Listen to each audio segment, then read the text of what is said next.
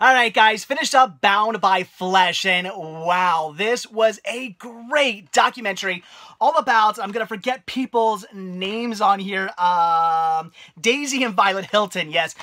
They were conjoined twins, or, you know, Siamese twins, that's very NPC. Conjoined twins, very crazy story about how these two, were kind of, like, born sort of into, like, the sideshow business, and how horrible it was. When they were born, their mother was just completely, like, freaked out and just, like, abandoned them. And this lady, basically, who was kind of taking care of them, like, took over, and she was pretty nasty, basically sold them right into show business, put them on display. She basically took these kids not as like, oh, I'm going to care for them, I'm going to nurture them, I'm going to treat them right. No, she took them thinking, cash cows, like it was horrible. That lady then like married this like really awful like douchebag who then like wanted to show them off even more and became like, you know, very abusive towards them and like locked them up and stuff like that and wouldn't let them like live a real life or anything. It was pretty crazy. The whole story about how they just became like these sideshow freaks from birth. That's like all they knew as little kids. They knew they were like, again, these like sideshow freaks, and they live like that. It's pretty crazy and really sad to see the way these girls were unfortunately treated. And then of course into their adult lives, how things like really went downhill. For a while, these two were the biggest name in like vaudeville. So they were doing sideshow, and then they kind of got out of that and ended up getting out of this like abusive like family they were in, and they were doing a lot of vaudeville stuff, and they were huge on vaudeville. Everybody loved them. Everybody wanted to see them. They like played music and sang and danced and did all this stuff, and they were big. They made a ton of money. Unfortunately, that money did not go to them. It went to, you know, their abusive, like, stepfather and abusive, like, mother and stuff like that who did end up passing away, or stepmother who ended up passing away. It ended up going basically to them, and they built this huge, like, house and stuff like that, but they didn't see, like, any of this money, unfortunately.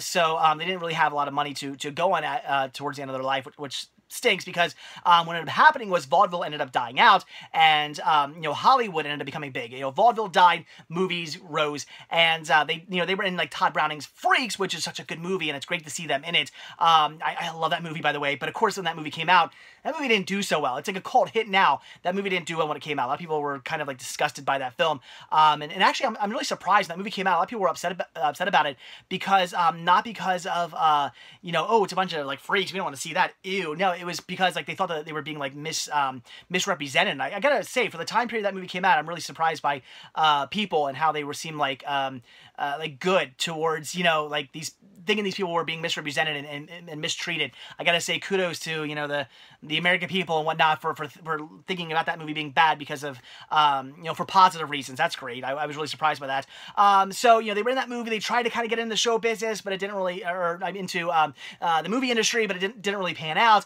And they ended up basically becoming poor and having to live off people's like generosity, and they ended up working in this like grocery store, which it was kind of interesting. I believe it was the not the manager, but I think they said the manager's wife like got this great idea to have 2 checkout lines in this grocery store, and you could put these two working, you know, basically kind of like back to back, and nobody would even know they were conjoined. They would just think these were 2 ladies working in one register, working in another register, you know, have these 2 lines. They would never know. And I was like, that's actually kind of genius. It's kind of messed up, but also kind of genius at the same time. So they were working in this grocery store, and again, they were really relying on people's generosity. They were staying in like free homes and free hotels, relying on like, you know, churches and stuff like that to help them out with like money and food and whatnot. So very sad to see the way they ended up towards the end of their lives. And people were saying that like they didn't really like, they didn't know life outside really of vaudeville, unfortunately, because of the way they were raised, where you know, they had that abusive family, and because of that, they weren't allowed to go out and do things that normal girls would do. Even though they were conjoined twins,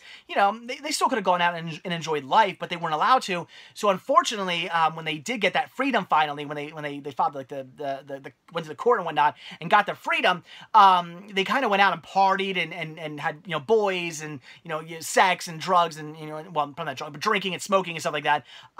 You know, all that stuff. They partied it up, and they went out and had a crazy time, and they didn't know because they didn't know what to do with themselves. They had no idea how to like handle themselves well. It was all of a sudden this freedom was just dumped upon them, and they didn't know how to handle it. And of course, as things went on and they got older and older, they still did not know like life outside of like showbiz.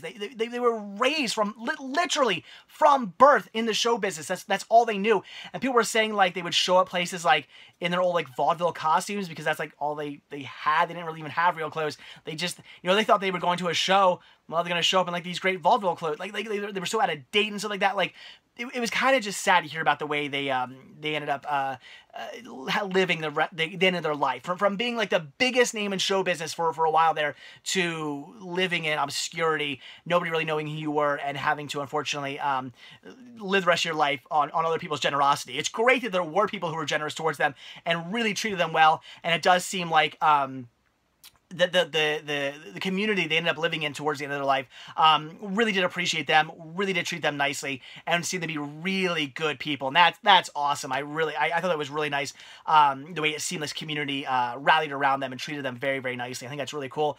Even their grave was donated to them. Apparently, I'm trying to think what it was. They're buried next to a stranger, but I think it was something like the guy's like son died. He was like buried in there. And now there was like this empty plot. For some reason, the plot next to his son was empty, and the guy just said, they can have it. So they were buried together in this like plot. The crazy thing about their death, though, oh my gosh. So the one sister got sick and basically knew she was dying, and they refused to be separated, like, ever. They just, and when you think about it, you've been stuck to each other your entire lives. That's the life you know.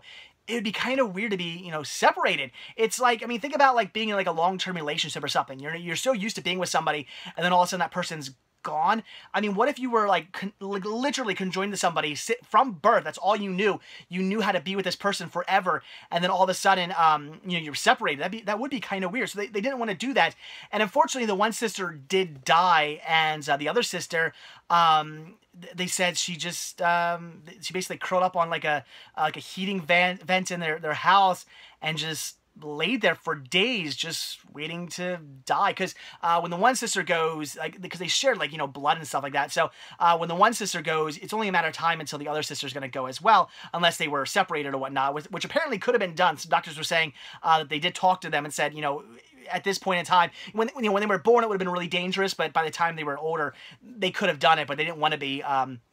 So, unless she was separated after her one sister died, she was going to die as well, and apparently that's what they chose. They chose to die together.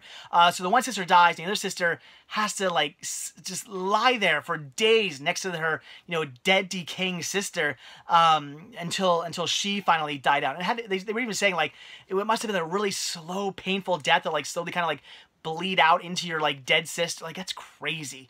I can't imagine that. It must have been horrible, but it's what they chose to do. They never called for help or anything like that. It was the choice they made to die like that. And I think that's pretty crazy, and also really interesting. And it's crazy, it's interesting, it's sad, it's also kind of very heartfelt at the same time that she loved her sister. They love each other so much, they wanted to die together. That's pretty again, very I guess heartfelt or very, I don't know. It's a whole kind of whirlwind of emotions when it comes to that situation. But again, very interesting story. I would highly recommend this if you are just into documentaries in general like I am. This is something you gotta see.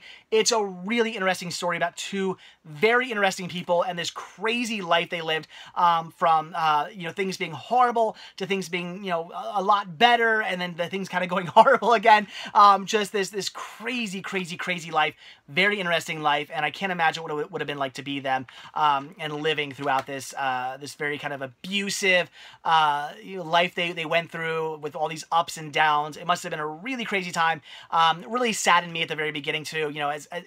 As I say, years ago, about 4 years ago, hearing about like some horrible things happening to children, I'd be like, that's really sad, and then I'd kind of just move on. Now when I hear about something happening to a child, I'm like, what? Like, I get enraged because I have a kid now, and I just picture like things like this happening to my child, and that just really upsets me.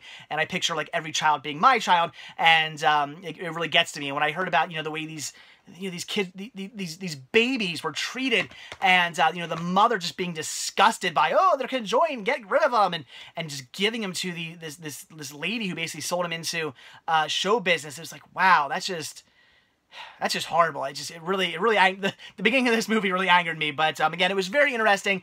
I can't highly recommend this documentary enough. It is definitely something you must see. Very interesting story. And again, if you like documentaries, this is one to have in your collection.